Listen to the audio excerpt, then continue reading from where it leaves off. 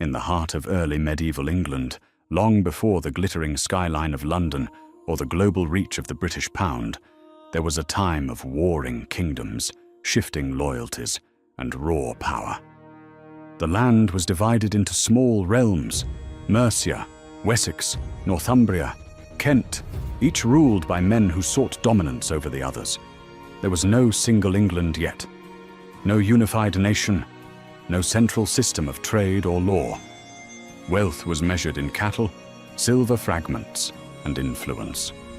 But out of this chaos rose a man whose vision would quietly change everything. His name was King Offa of Mercia, a ruler, a reformer, and an architect of authority. While others fought for land and thrones, Offa built something more enduring, a system, a way to control not just people, but value itself. He understood that true power was not only in the sword or the crown, but in the coin, in the ability to define what something was worth, and who decided that worth. It was a revolutionary idea for its time, one that would echo through centuries and help shape the very foundation of the English economy. Through ambition, innovation, and sometimes ruthless determination, King Offa laid the groundwork for what would become one of the most influential monetary systems in the world. His decisions in the 8th century would ripple through time, influencing the way nations trade, banks operate, and empires rise, all starting from a man who dared to imprint his name on silver. The rise of a king. Offa was born around 730 AD into a world defined by shifting borders and fragile alliances. England at the time was not a single nation, but a patchwork of Anglo-Saxon kingdoms, each vying for dominance in a landscape ruled as much by sword as by bloodline. Among them stood Mercia, a kingdom seated in the heart of the English Midlands, surrounded by rivals on all sides. Offa was not born into royalty, but into a noble Mercian family, one with enough influence to stand close to power, yet far enough to still have to fight for it. Little is known of his childhood, but the fragments history gives us suggest a man shaped by conflict and cunning. From a young age, Offa learned that survival in Mercia required more than courage. It demanded calculation, alliances, and an unflinching will. By the middle of the 8th century, Mercia was in turmoil. The assassination of King Ethelbald of Mercia in 757 AD left a power vacuum that plunged the kingdom into civil unrest. In the chaos that followed, factions rose and fell rapidly. It was in this storm that Offa saw his moment. Through a mix of strategic diplomacy and decisive force, he outmaneuvered his rivals and claimed the throne, a bold act that would mark the beginning of one of the most significant reigns in early English history. Once crowned, King Offa set out to bring stability and strength to a fractured kingdom. Over the next 39 years, he would transform Mercia from a contested territory into the dominant power in England. His reach extended from the River Thames in the south to the Welsh border in the west, with influence spreading far beyond his own lands. Offa's rule was marked by authority and ambition. He consolidated regional kings under his command, established diplomatic ties with powerful European rulers, including Charlemagne, the emperor of the Franks, and positioned Mercia as the political and economic heart of Anglo-Saxon England. Under his hand, roads were built, borders were secured, and trade began to flourish. But above all, Offa understood that true power could not be won solely by conquest. It had to be maintained through control. And so, beyond armies and alliances, he turned his mind to something far more enduring: the creation of a unified monetary system, one that would place the symbol of his rule, his very name, in the palm of every subject in his realm. the man behind the crown.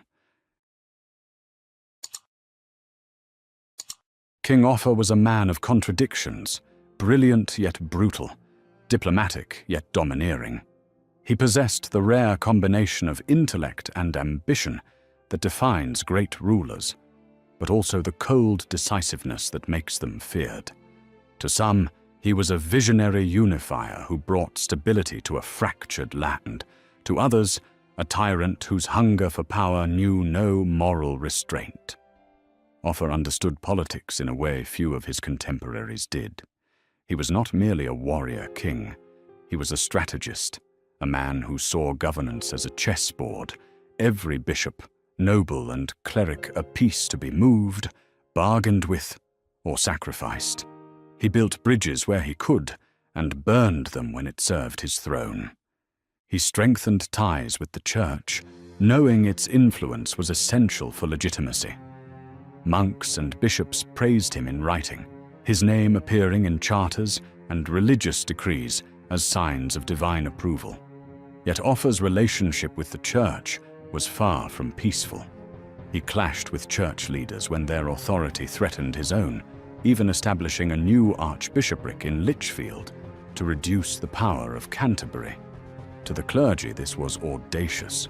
To Offa, it was simply strategy.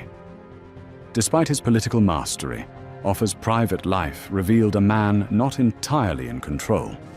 He was a husband, a father, and, as history records, a man deeply influenced by the passions within his household.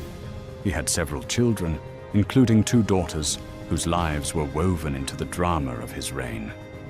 One daughter, in particular, became the subject of a tragedy that still stains Offa's memory.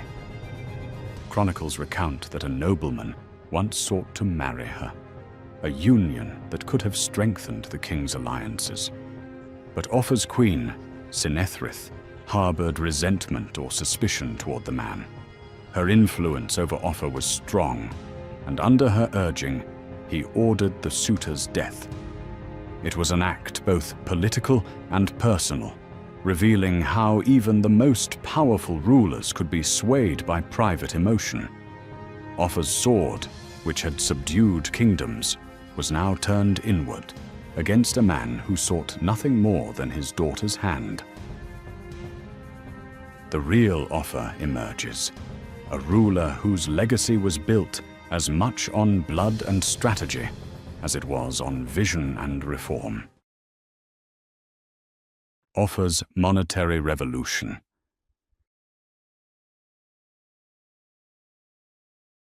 Beyond the blood, the politics, and the crown, Offa's greatest contribution came not on the battlefield, but in the realm of money.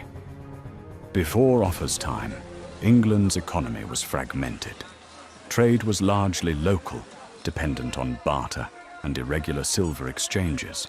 Farmers and merchants traded goods for goods, or used small pieces of silver weighed by hand rather than counted by coin.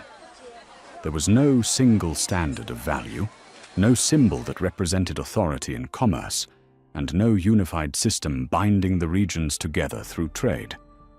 Offa saw this disorder as both a challenge and an opportunity. He understood that wealth was not only about what a kingdom possessed, but also how it measured and moved that wealth. To unify his people and strengthen Mercia's position, he looked beyond his borders for inspiration. At that time, across the English Channel, Charlemagne's Frankish Empire had begun minting standardized coins, silver pennies that circulated widely and carried the emperor's image. Offa recognized the power of such a system. A coin was more than metal. It was a message. It declared stability, organization, and authority. And so, inspired by this model, Offa created England's first standardized silver penny, a coin that bore his image and his name. Each penny was a symbol of central power, minted under royal authority and used across the territories under his control. It represented more than currency. It represented unity. For the first time, merchants from one region could trade confidently with those from another, knowing that Offa's coin carried a consistent value. The economy began to take on a shared rhythm, one regulated by the crown rather than by custom.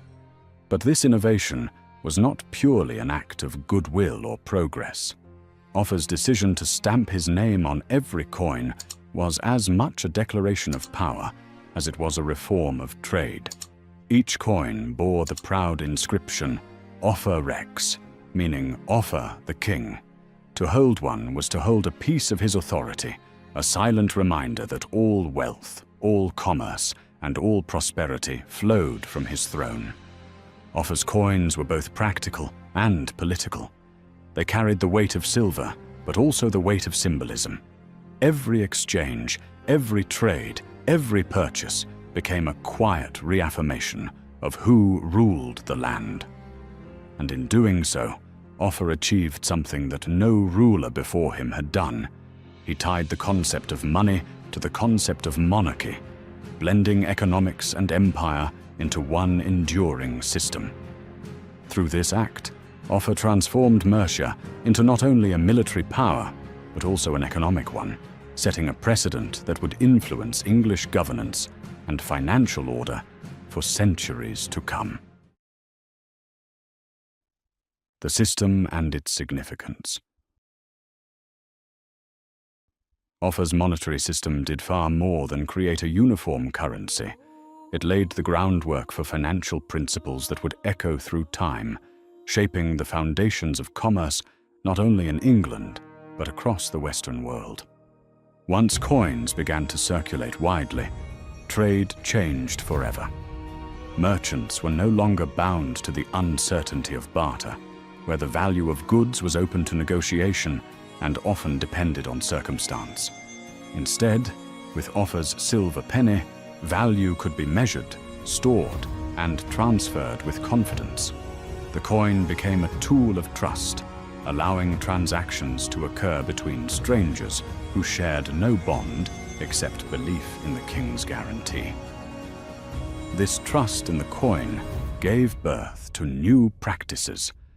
As markets expanded and trade routes deepened, merchants began to lend and borrow using these coins, giving out silver in the expectation of receiving more in return. It was a small but revolutionary shift, one that introduced the earliest notions of credit and profit into English commerce. In taverns, ports, and trade fairs, the simple exchange of coins became something greater. Money began to move by agreement rather than by possession, and a subtle transformation took place. The economy was no longer just about what one owned, but about what one could promise. Through this evolution, Offa's monetary system became the silent architect of a new kind of economic thinking. Though he could not have foreseen it, he had set England on a long and irreversible path toward what the modern world would later call capitalism, the idea that money itself could generate more money, that value could grow through trade, investment, and enterprise. It was in Offa's silver pennies that the seed of this concept was first planted. His coins were not merely a means of exchange, they were instruments of ambition, carrying within them the blueprint of a system that would one day fuel empires, industries, and global economies. And though Offa's intention may have been power and prestige rather than economic progress, the legacy of his reform endured. From medieval moneylenders to modern bankers, from coin to currency to credit, the principles that began in Mercia continued to evolve, shaping not just the English economy, but the very way the world understands wealth. Legacy and comparison to today. When King Offa died in 796 AD, the light of Mercia began to dim. Without his strong hand at the helm, the kingdom that had once dominated England slowly started to weaken, fractured by rivalries and new threats. Yet even as Mercia's political power faded, the system Offa created lived on, His silver pennies continued to circulate, their value recognized long after his crown had passed to another. Over the centuries, England's rulers refined and expanded what Offa had begun. The simple silver penny that once bore his proud inscription, OFFA REX, evolved gradually into the pound sterling, the foundation of one of the world's most trusted and enduring currencies. While kingdoms rose and fell, and empires came and went, the principles of Offa's monetary vision remained constant. The belief in a unified standard of value, the authority of the crown behind the coin, and the connection between money, power, and identity. Through the Middle Ages, the Renaissance, and the Industrial Revolution, this idea continued to grow. Banks were founded, credit systems developed, and paper currency began to replace silver. Yet, at its core, every transaction still echoed the same philosophy that began in Mercia's minting halls: that money derives its strength from trust, that economies thrive on circulation, and that stability depends on confidence in the system. Today, the financial system of the United Kingdom, built on credit, trust, and the constant movement of money, can trace its intellectual and historical roots back to those early innovations under King Offa. The hum of modern stock exchanges, the digital transfer of wealth across borders, and even the global respect commanded by the pound sterling all carry within them the distant sound of Offa's coins, the faint metallic echo of a vision first forged in the 8th century. Offa may have ruled with ambition and pride, but in doing so, he unknowingly gave England something far greater than conquest. He gave it a system that would outlive him, a legacy measured not in battles won, but in coins that still carry his vision centuries later. A king's ambition. Offa's reign was not without controversy. Behind his reforms and achievements lay a man driven by personal pride and an unrelenting desire for political dominance. Every decision he made, every alliance he forged, and every law he enacted served not only his kingdom, but also his legacy. To Offa, power was not merely to be held. It was to be seen, remembered, and revered. He sought to prove that Mercia could stand shoulder to shoulder with the great Carolingian Empire, the continental power ruled by Charlemagne. His monetary system, though revolutionary, was in many ways a declaration of rivalry. Each coin minted under his authority was a political message, a statement that Mercia was strong, organized, and worthy of respect among Europe's great realms. In this sense, his creation of currency was far more than an economic reform. It was a political masterpiece, a tangible expression of his ambition to immortalize his rule in silver. Over a millennium later, as England rose to become a vast empire and London transformed into the financial capital of the world, the echoes of Offa's ambition still resounded. In every coin that changes hands, in every note that bears a monarch's face, in every digital transaction governed by trust and authority, there remains a trace of that ancient idea born in Mercia, that money is not only a tool of trade, but a symbol of power. His body may have returned to dust, his throne long vanished, but his influence endures in the rhythm of the global economy. In every currency that represents both wealth and sovereignty, we can still hear the faint echo of his silver pennies, a reminder that from one man's ambition, an entire world of finance was born. He ruled with power. He minted with purpose. And though his motives were not pure, his legacy shaped a nation. King Offa, the man who created England's first monetary system, and with it, the foundation of an empire built on money. Did this video make you smarter? Hit that like button, Smash subscribe, and let's keep the good vibes rolling with more videos like this. Brought to you by moneyrate.com.